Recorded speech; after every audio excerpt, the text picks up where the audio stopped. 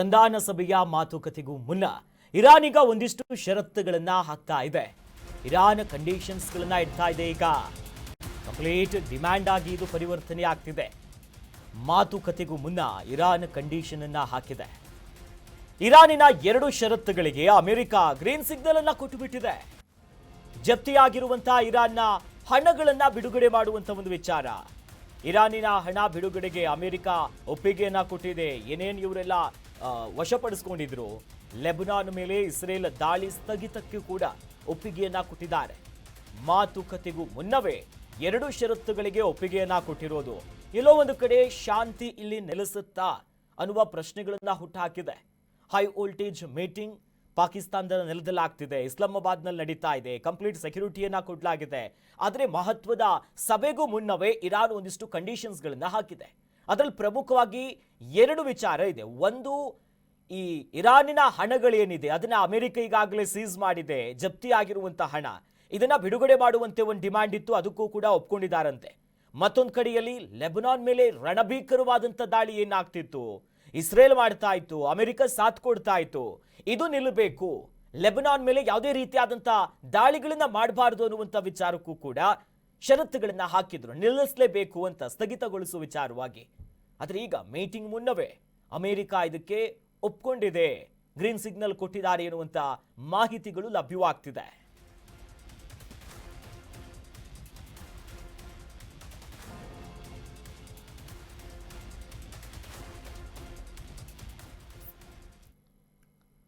ಸಂಧಾನ ಸಭೆ ಎಲ್ಲಾದರೂ ವಿಫಲವಾಗಿಬಿಟ್ರೆ ಇರಾನ್ ಮೇಲೆ ಭೀಕರವಾದಂತಹ ದಾಳಿ ಆಗುತ್ತಂತೆ.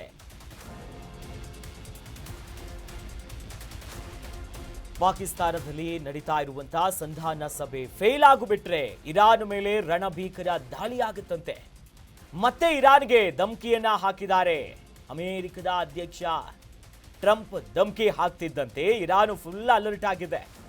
ಇರಾನ್ನಿಂದ ಶಸ್ತ್ರಾಸ್ತ್ರ ಸಂಗ್ರಹ ಕಾರ್ಯ ಕೂಡ ಶುರುವಾಗಿದೆ. ಚೀನಾ ಸೇರಿ ಮಿತ್ರ ರಾಷ್ಟ್ರಗಳಿಂದ ಶಸ್ತ್ರಾಸ್ತ್ರಗಳನ್ನ ಡೀಲ್ ಮಾಡ್ಕೊಂತಿದ್ದಾರೆ. ಇನ್ನಷ್ಟು ಭಯ ಬೀಳಿಸ್ತಾ ಇದೆ ಇದು. ಕೆಲ ಷರತ್ತುಗಳಿಗೆ ಅಮೆರಿಕ ಒಪ್ಕೊಂಡಿದೆ. ಸಂಧಾನ ಸಭೆ ಕೂಡ ನಡೀತಾ ಇದೆ.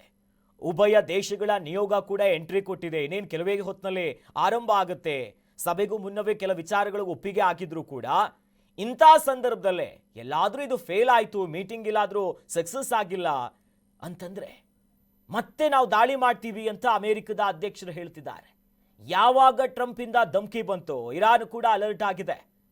ಅದರ ಮುಂದುವರೆದ ಭಾಗ ಅನ್ನುವಂತೆ ಇರಾನ್ ಈಗ ತನ್ನ ಮಿತ್ರ ರಾಷ್ಟ್ರಗಳು ಯಾರ್ಯಾರಿದ್ದಾರೆ ಅವರೆಲ್ಲರ ಹತ್ರ ಶಸ್ತ್ರಾಸ್ತ್ರಗಳನ್ನ, ಮಿಸೈಲ್ಗಳನ್ನ, ಒಂದಿಷ್ಟು ಮಿಲಿಟರಿ ಒಪ್ಪಂದಗಳಿಗೂ ಕೂಡ ಸಜ್ಜಾಗ್ತಿದೆ. ಚೀನಾ ಸೇರಿದಂತೆ ಇತರ ರಾಷ್ಟ್ರಗಳ ಮೊರೆ ಹೋಗ್ತಿದೆ. ದಾಳಿ ಆಗುತ್ತೆ, ತಪ್ಪಿಸ್ಕೊಳ್ಬೇಕು, ಕೌಂಟರ್ ಅಟ್ಯಾಕ್ ಮಾಡಬೇಕು, ಎಲ್ಲಿವರೆಗೂ ಮುಂದುವರಿಯುತ್ತೋ ಗೊತ್ತಿಲ್ಲ. ಹಾಗಾಗಿ ಅದಕ್ಕೆ ಬೇಕಾಗುವಂತ ಶಸ್ತ್ರಾಸ್ತ್ರಗಳನ್ನ ಸಿದ್ಧ ಮಾಡಿಕೊಳ್ಳುವಂತ ಹೆಜ್ಜೆ ಇಟ್ಟಿರೋದು ಇದು ಮತ್ತಷ್ಟು ಆತಂಕಕ್ಕೆ ಎಡೆ ಮಾಡಿಕೊಡ್ತಿದೆ.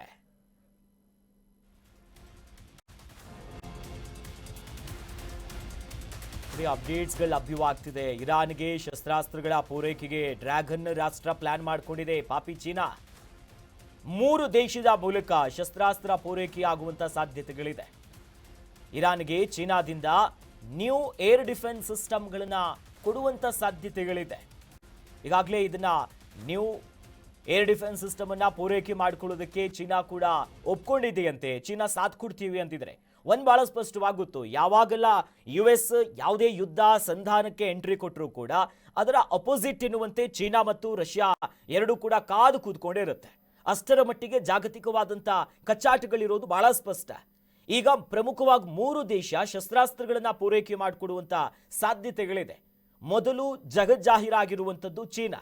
ಚೀನಾ ಬಳಿಯಿಂದ ರಣಭೀಕರವಾದಂಥ ದಾಳಿಯಾದಾಗ ಅದನ್ನ ತಡೆಯೋದಕ್ಕೆ ಅತ್ಯಾಧುನಿಕವಾಗಿರುವಂಥ ಏರ್ ಡಿಫೆನ್ಸ್ ಸಿಸ್ಟಮ್ ಇದನ್ನ ಪೂರೈಕೆ ಮಾಡಿಕೊಡೋದಕ್ಕೆ ಒಪ್ಕೊಂಡಿದ್ದಾರಂತೆ. ಹಾಗಾಗಿ ಕ್ಷಣಕ್ಕೂ ಭಯ ಹೆಚ್ಚಾಗ್ತಿದೆ. ಸಂಧಾನ ಸಭೆಯಲ್ಲಿ ಏನಾಗ್ಬಿಡುತ್ತೆ, ಫೇಲ್ ಆಗ್ಬಿಡುತ್ತಾ, ಸಕ್ಸಸ್ ಆಗುತ್ತಾ, ಬೇಡಿಕೆಗಳಿಗೆ ಒಪ್ಕೊಳ್ತಾರಾ? ಅಷ್ಟು ಈಸಿಯಾಗಿ ಅಮೆರಿಕ ಕೂಡ ಇರಾನಿನ ಷರತ್ತುಗಳನ್ನ ಒಪ್ಪೋದು ಅದು ಕೂಡ ಆಶ್ಚರ್ಯವೇ. ಇದರ ನಡುವೆ ಟ್ರಂಪ್ ಕೂಡ ಧಮಕಿ ಹಾಕ್ತಿದ್ದಾರೆ. ಹಾಗಾಗಿ ಇದರ ಔಟ್ಕಮ್ ಏನು ಅನ್ನೋದನ್ನ ಕಾದ್ ನೋಡಬೇಕು.